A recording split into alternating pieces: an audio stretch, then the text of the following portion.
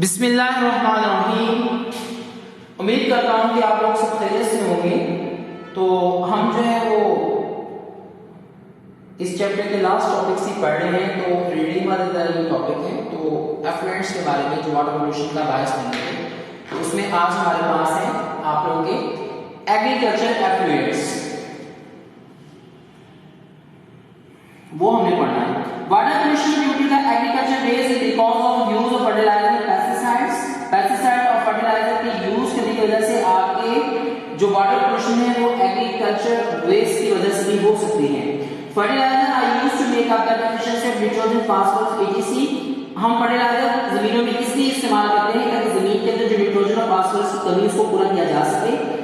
Because of intensive cultivation of crops in the recent years, आजकल के दौर के अंदर चूंकि एक जमीन पर कितनी फसलें जो है वो बोई जाती है बार बार हर साल, तो हर साल अब देखो एक जमीन पर एक फसल काश्त की गई है, अगले साल मतलब उस पर और भी फसल काश्त की, तो उसकी जो न्यूट्रिटिव जो एबिलिटी है वो तो बरकरार रहेगी, सही ना।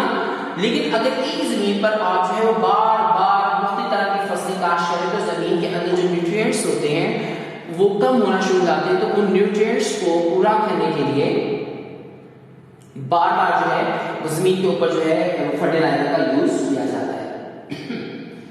On the other hand, pesticides are used either directly to kill the control the growth of pest, that is the advanced technique for elimination of pests of agriculture is called biological control.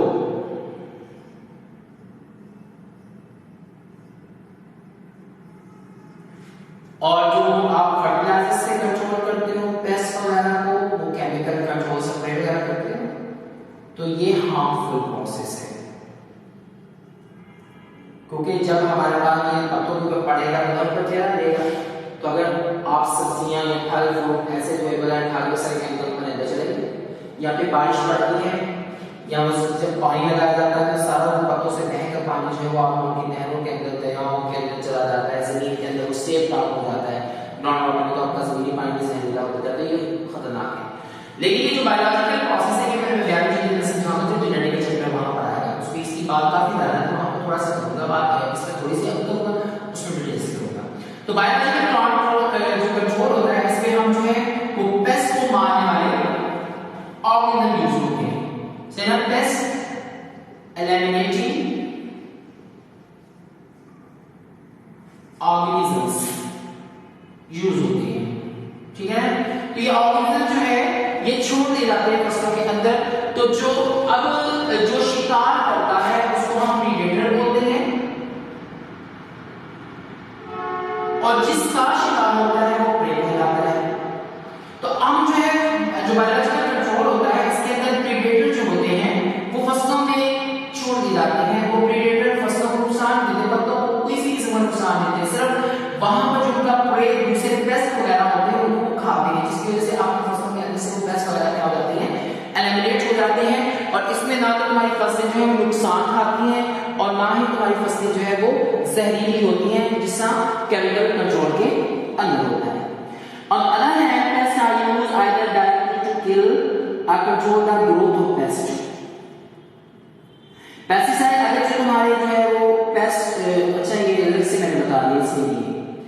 दूसरी तरफ जो pesticides हैं वो या तो directly आप लोगों के पेस्ट को खत्म कर देते हैं, या फिर क्या करते हैं पेस्ट की ग्रोथ पर कंट्रोल कर लेते हैं, उनको जो है वो लिमिटेड कर देते हैं, उनकी ग्रोथ होने देते हैं। लेकिन ये हमारे पास एडवांस तरीका है बायोलॉजिकल कंट्रोल का। On the other hand, paste के भी वीड्स, ये जो खुद बुटियां उगाती हैं अपनी फसलों के अंदर, हब्स उगाती हैं जिनका मतलब कि नुकसान इन पौधों को देते हैं, जमीन से वो न्यूट्रिएंट उदाहरण को बढ़ना है, वो न्यूट्रिएंट एब्जॉर्ब करते हैं, जिसकी वजह से आपके जो पौधे हैं उनको न्यूट्रिएंट सही मिल नहीं पाता, तो वो अच्छे से ग्रोथ में होती है। आप क्या यूज करते हो, फर्टिलाइजर यूज करते हो, फंगस वाइट्स वगैरह, that damage crops and that transmit diseases both to human beings as animal, ठीक है। आगे इसके एफ्लुएंट्स के जो इफेक्ट्स हैं वो बयान किए हैं। Intensive cultivation of crops cause these chemical fertilizers and pests to seep into a groundwater commonly called leaching process। ये शॉर्टकट से आता है। जब आप फसलों की बहुत ज्यादा काश्तकारी करते हो तो ज्यादा काश्तकारी करने का सबब क्या बनता है कि आप जो है फर्टिलाइजर का यूज ज्यादा करते हो। जब फर्टिलाइजर का यूज करोगे, पेस्टिसाइड का यूज ज्यादा करोगे, उसमें से केमिकल खतरनाक केमिकल्स बाहर आएंगे तो क्या होगा, जैसे मैंने पहले बताया पत्तों के ऊपर, जड़ों, तनों के ऊपर रहते हैं, तो जब आप पानी लगाते हैं, बारिश का पानी पड़ता है तो सारा ऊपर से जो है वो उतर के पेस्टिसाइड उतर के जमीन के पानी, जो जमीन की मिट्टी है, जमीन मिट्टी में शामिल हो जाता है। और जो फर्टिलाइजर आप यूज कर रहे हो, स्प्रे कर रहे हो, फर्टिलाइजर आप यूज कर रहे हो तो उसके अंदर जो न्यूट्रिएंट है वो भी मिट्टी में एब्जॉर्ब होकर जमीन के पानी में क्या हो जाते हैं, एब्जॉर्ब हो जाते हैं। तो इस प्रोसेस को हम क्या बोलते हैं, लीचिंग प्रोसेस बोलते हैं, जिसके अंदर केमिकल्स या ऐसे खतरनाक चीजें जमीन के पानी के अंदर सीप डाउन हो जाए, जमीन के पानी के अंदर शामिल हो जाए, इसको हम लीचिंग प्रोसेस कहते हैं। The high nitrate contents in groundwater is mainly because of the irrigation। irrigation का मतलब है काश्तकारी। run off from the agriculture field। irrigation run off का मतलब ये होगा कि काश्तकारी के दौरान जो तुम फर्टिलाइजर्स, जो केमिकल पेस्टिसाइड यूज करते हो वो बहकर किसमें चले जाते हैं, एग्रीकल्चर फील्ड से बहकर जमीन के पानी के अंदर दाखिल। जैसे मैंने तरीका समझाया, बारिश हुई या फिर आपने पानी लगाया तो उस सूरत के अंदर वो जो आप लोगों की इरिगेशन होती है, काश्तकारी वाली चीजें होती हैं, वो रन ऑफ हो जाती है, बह जाती है उनके ऊपर से, और बहने के बाद मिट्टी में शामिल होकर जमीन के पानी में चली जाती है। Run off from the agriculture land with fertiliser pesticide used. बहाना, बहा के लिए जाना। जब बारिश होती है, तेज बारिश होती है या सैलाब वगैरह ऐसे मामला होते हैं तो जिस जमीन के ऊपर तुमने ये सब कुछ किया तो उसमें वो पड़े होते हैं, तो क्या कहते हैं कि एग्रीकल्चर लैंड से ये चीजें बह जाती हैं, जिसपे ऊपर जिस जमीन के ऊपर फर्टिलाइजर पेस्टिसाइड यूज किए उससे ये सारी चीजें बह जाती हैं, enter into the ponds, certain chemicals। this water contain nitrate and phosphate salt। these substances result in the rapid growth of algae। algae को rapid growth में हेल्प करती हैं, तेजी से हेल्प होती है, algae बहुत तेजी से आयंस की मौजूदगी में ग्रोथ करती है। floating on the surface of water, पानी के ऊपर तैरती रहती हैं। they prevent the sunlight and oxygen to reach up to aquatic life। when algae die, bacteria consume oxygen of water for decomposition of algae। तो जो बैक्टीरिया पानी में पाए जाते हैं, उन्हें algae की डिकम्पोजिशन करेंगे तो लिहाजा एरोबिक बैक्टीरिया ऑक्सीजन पानी से लेंगे और इनको डिकम्पोज करेंगे तो पानी का ऑक्सीजन का लेवल हो जाएगा, कम हो जाएगा। As a result oxygen decrease in the water. पानी के अंदर जो ऑक्सीजन की कमी हो जाती है, एक्वेटिक लाइफ फील सफोकेशन। जो एनिमल लाइफ, जो एक्वेटिक लाइफ एनिमल्स हैं वो सांस की तंगी आना शुरू कर सकती है, सांस में तंगी है, जो ऑक्सीजन प्रॉपर नहीं होगी। and ultimately died due to the insufficient supply of oxygen। Oxygen की insufficient supply की वजह से वो क्या हो जाएंगे, मर जाएंगे। उसके बाद हमारे पास है waterborne infectious diseases। वो बीमारी जो गंदा पानी पीने की वजह से, गंदा पानी पीने की वजह से या वो खुराक जो कि पोल्यूटेड वाटर में तैयार की गई हो। waterborne diseases।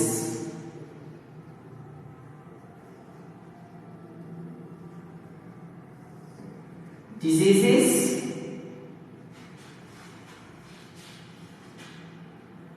borne by drinking polluted water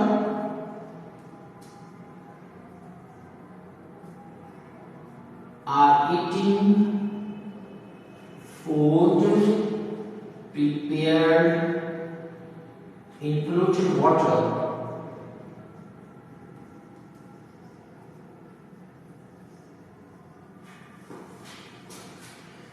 ठीक है, तो ऐसी तमाम बीमारियां जो कि पोल्यूटेड पानी, गंदा पानी, हार्मफुल पानी पीने की वजह से या वो खुराक खाई जाए जो कि ऐसे पानी में बनाई गई हो, ऐसे पैदा होने वाली बीमारियां आदि की कहलाती हैं वाटरबॉर्न डिजीजेस कहलाती हैं। शॉर्टकट में बहुत ज्यादा आता है। Disease that spread because of drinking polluted water and eating food prepared with polluted water are called waterborne infectious diseases। water pollution given due to the toxins and the microorganisms, सारी बातें पीछे हो चुकी हैं। Toxins are the arsenic, mercury and cadmium. Calcium भी हो सकता है, कैडमियम भी हो सकता है, लेड भी हो सकता है, and many other organic chemicals. Microorganism, viruses, bacteria, protozoa and worms. Lake of proper sanitation facilities, अगर सफाई के नाकिस इंतजाम है, प्रॉपर इंतजाम भी करके नाकिस है, तो उसका नतीजा क्या होगा? The main cause of the rapid spreading waterborne disease, पानी इससे जो बीमारियां होती हैं वो तेजी से फैलने का ये बायस से बनता है अगर पानी की सही तरीके से ट्रीटमेंट ना की गई हो। डायरिया में अच्छा यहाँ पर आया है कि हमारे पास काफी common diseases are mention here. इसमें पहले हमारे पास डायरिया डिजीज है, इंटेस्टिनल डिजीज, ये आपकी आंखों के मुतालिक जो बीमारी है, मेदे के मुतालिक, सच एज कॉलरा, दे मे कॉज डेंजरस डिहाइड्रेशन। ठीक है, जो डायरिया डिजीज होती है ये जैसे कॉलरा वगैरह हैजा वगैरह हो जाता है, तो इसमें क्या आती है, इसमें डिहाइड्रेशन बहुत ज्यादा हो जाती है, क्योंकि तुम लोगों को जो फीसेस आ रही है पतले पानी वाले फीसेस, तो बहुत ज्यादा पानी साठ में जिसमें से क्या हो जाता है निकल जाता है, जिसकी वजह से तुम लोगों को काफी खतरनाक इसमें डिहाइड्रेशन हो सकती है। डायरिया में cause of virus, bacteria and parasite, antibiotic जो इसका वायरस होता है, ये पैरासाइट है। Dysentery, dysentery is an intestinal disease which is typically caused by the certain bacteria and parasite, खास कर बैक्टीरिया या वायरस की वजह से ये बीमारी आप लोगों को होती है। It is not characterised by the speed diarrhoea, खतरनाक से डायरिया। इसमें तो फीसेस ऐसे आते हैं जैसे कोई पाइप अंदर पानी का लगा हुआ है, बस पानी निकलता आ रहा है, निकलता आ रहा है और निकलता जाता है पानी। It may be accompanied by blood and mucus, और फिर ये क्या होता है कि जब फीसेस आती है तो उसके साथ ब्लड या फिर म्यूकस आ होता है। जैसा आप लोगों के नाक में से पानी निकलता है ना, तो इस तरह तुम्हारे जो एनएस पॉइंट है तो वहां से भी पानी के साथ साथ जो है वो एक तो फीसेस के साथ पानी निकला, दूसरा वैसे पानी निकलता है, साथ साथ ब्लड भी शामिल आ रहा है। उसके बाद कॉलरा है। Cholera is an acute infection caused by bacteria vibrio cholerae, इसे वेब्रिस कॉलरी भी कह सकते हैं, वेब्रिस कॉलराई भी कह सकते हैं।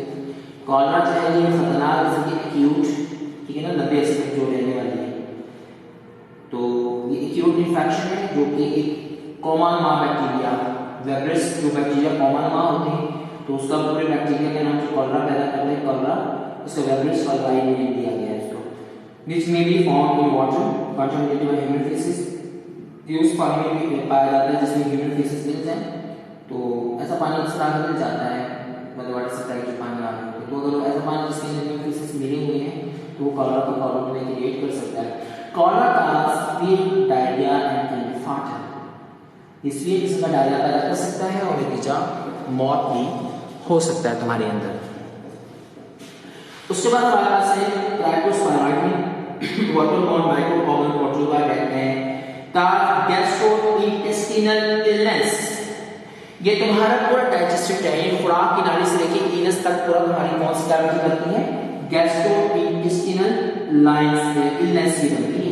पूरा तुम्हारा इसके अंदर पूरा डाइजेस्टिव सिस्टम जो है वो डैमेज होता है और इससे इफेक्ट होता है, तो इस बीमारी को हम बोलते हैं ट्रैकोस्पोराइडियोसिस, ठीक है, ट्रैकोस्पोराइडियोसिस, इंक्लूडिंग डायरिया एंड वॉमिटिंग। इसमें जो है आपको डायरिया के साथ ये बीमारी रेफर की जाती है और साथ आपको वॉमिटिंग आती है। These genetic pathogens are found in the surface water sources like reservoir, lakes and rivers। आपके घर पे जो पानी की टंकियां होती हैं या वैसे आपके वाटर सप्लाई के जो चैनल्स होते हैं जहाँ से पानी लोग भर के लेकर आते हैं, उनको रिजर्वायर से पानी स्टोर किया जाता है, तो ये जेनेटिक पैथोजन जो है वो वाटर सरफेस में मौजूद होते हैं, तो ये सारी उसके ध्यान रखिए। फ्लोरोसिस, इसमें एक्सेप्शन जो है कंजप्शन ऑफ फ्लोरीन होता है। Fluorosis is a disease caused by the consumption of the excess fluoride, इसमें फ्लोरीन जो है जब तुम ज्यादा यूज कर लो तो ये बीमारी होती है। जैसे आपने पढ़ा होगा कि फ्लोरीन दांतों के लिए अच्छी है, दांतों को मजबूत बनाने के लिए, दांतों के अंदर कैविटीज को या दीगर बीमारी जो दांतों की होती है उसको सेव करती है। लेकिन अगर तुम एक्स्ट्रा मिकदार के अंदर फ्लोरीन ले रहे हैं, टूथपेस्ट यूज कर रहे हो, उस पर फ्लोरीन आप सदियों बल्कि सालों से यूज कर रहे हो, तो आपका तुम्हारे दांतों को कमजोर कर देगी, इसलिए उतनी फ्लोरीन यूज करो जितनी की जरूरत है। जैसे तुम लोग टूथपेस्ट ब्रश चेंज करते हो, शैम्पू चेंज करते हैं, तो टूथपेस्ट भी चेंज करनी चाहिए ताकि लेवल फ्लोरीन का रहे। Fluorosis is a disease caused by the consumption of extra fluorosis can be transformed and lead damage. उसके बाद हेपेटाइटिस है।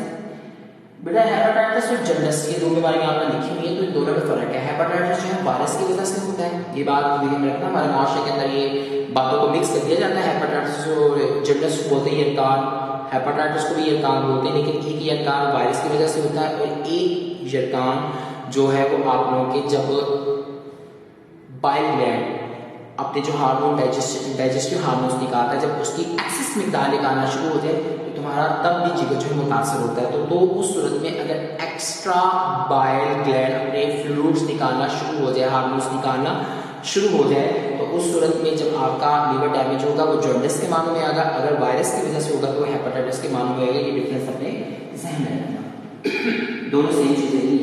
It is a liver inflammation commonly caused by 1 to 5 पांच तरह के हेपेटाइटिस, जिसमें से एक अगर आप लोगों का इनके नेम्स हैं, अगर तुम्हें हेपेटाइटिस है तो उस वायरस का है जो वायरस ए नाम दिया गया है, जो बी है उसको वायरस बी, जो सी है उसको सी वायरस का नाम दिया गया है, ठीक है। तो hepatitis A B C D and E, कोई भी जो भी आपको वायरस होगा कोई वायरस का नेम उसी बेस पर जो है इस बीमारी का नाम रखा गया है। हेपेटाइटिस ए उसमें वायरस ए मौजूद है, उसको नाम दिया गया है, बी वाले के अंदर बी वायरस का नाम है, ठीक है। Hepatitis A and E can be transmitted by the contaminated water, human faeces, इसकी फुल डिटेल है, ठीक है। तो ये जो हेपेटाइटिस ए और ई है, ये अगर वो पानी जो ह्यूमन फीसेस से गंदा है तो वो ये बीमारी हमारे जिस्म के अंदर पैदा कर देगा। बाकी जो आप लोगों का बी और सी है इसकी क्लास में मैं तुम्हें डिटेल बता चुका हूँ ये किस तरीके से मुंतकिल होता है। हुक वॉर्म, जिस मलहब का नाम सुना होगा इसका, जो आप लोगों का फाइलोमेट्री हैमर है उसके अंदर सेल वॉर्म्स पाए जाते हैं, तो यहाँ पर हुक वॉर्म की बात हुई है, ठीक है ना। ये फ्लूइड वॉर्म की हमारे पास टाइप आती है, हुक वॉर्म जिसमें हुक्स बने होते हैं, जैसे एस्केरस को आपकी स्मॉल इंटेस्टाइन के साथ ऐसे चिपक जाते हैं, सक्कर्स जैसे होते हैं, इसमें हुक्स होते हैं, सक्कर्स होते हैं जो आपकी इंटेस्टाइन के साथ चिपक जाते हैं, स्टमक में जो वहां से ग़िज़ा को हासिल करते हैं।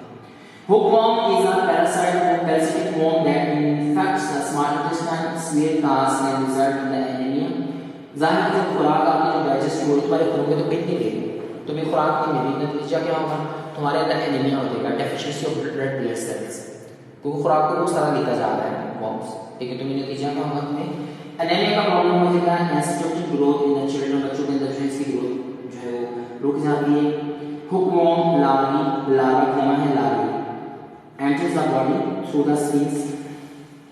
अब जो बच्चे मिट्टी खाते हैं, क्योंकि बेटा इसकी बड़ी डिटेल है कि हमारे पास जो वॉर्म्स होते हैं वो हर्माफ्रोडाइट होते हैं। हर्माफ्रोडाइट वो तमाम ऑर्गेनिज्म जिसमें मेल एंड फीमेल दोनों एक ही ऑर्गेनिज्म में मौजूद होते हैं, तो इसमें एक स्पेशल किस्म के जो है सेल्स होते हैं जिसे प्रोबियोटिक्स कहा जाता है।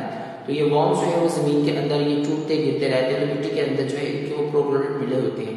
तो जो लोग नंगे पैर फिरते हैं, ये नंगे पैर फिरने की जिनको आदत, जैसे खेतों में जो काम करते हैं बच्चे छोटे जो है वो फिरते हैं, वो मिट्टी भी खाते हैं, ठीक है ना, पैरों के अंदर उंगली में जख्म होते हैं, तो वो प्रोबियोटिक जो है उन जख्मों के जरिए या मिट्टी बच्चे जो खाते हैं उसके जरिए उनके पेटों में चले जाते हैं, तो वहाँ पर जाके ये ग्रोथ कर लेते हैं।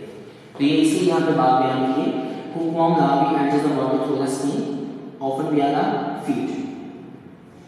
Spread by poor sanitary conditions, hookworms infect about 1 billion people worldwide by annum। हर साल जो है तकरीबन 1 बिलियन लोग जो है हुकवॉर्म की वजह से मुतासर होते हैं, आपकी सफाई के नाक़िस इंतजाम होने की वजह से पूरी दुनिया में।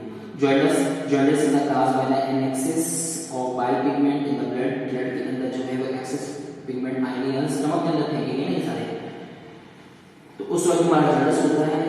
Liver ceases to function, liver अपना फंक्शन करना रोक देता है, आइज टर्न येलो, आंखें पीली पड़ जाती हैं, patient feel weakness and fatigue, patient जो है वो कमजोरी और थकन महसूस करता है। Typhoid a dangerous bacterial disease often spread by contaminated water or by the food prepared with the contaminated water। तो ये आप लोगों का यहाँ पे ये चैप्टर कंप्लीट हो गया है जो शॉर्ट सिलेबस के अंदर। तो नेक्स्ट जो आप लोगों का लेक्चर है वो आखिरी जो चैप्टर रह गया वो स्टार्ट करूँगा। अल्लाह ताला आप सबका हामी हो नासिर हो। जिसको बात नहीं समझ आती कमेंट्स में कर देना, अदरवाइज कॉलेज में आगे तो मुझसे डिस्कस कर सकते हो। मैं हर लेक्चर में ही बताता हूँ, मैं कॉलेज के अंदर 11 से 1 बजे तक डेली यहाँ पर मौजूद होता हूँ।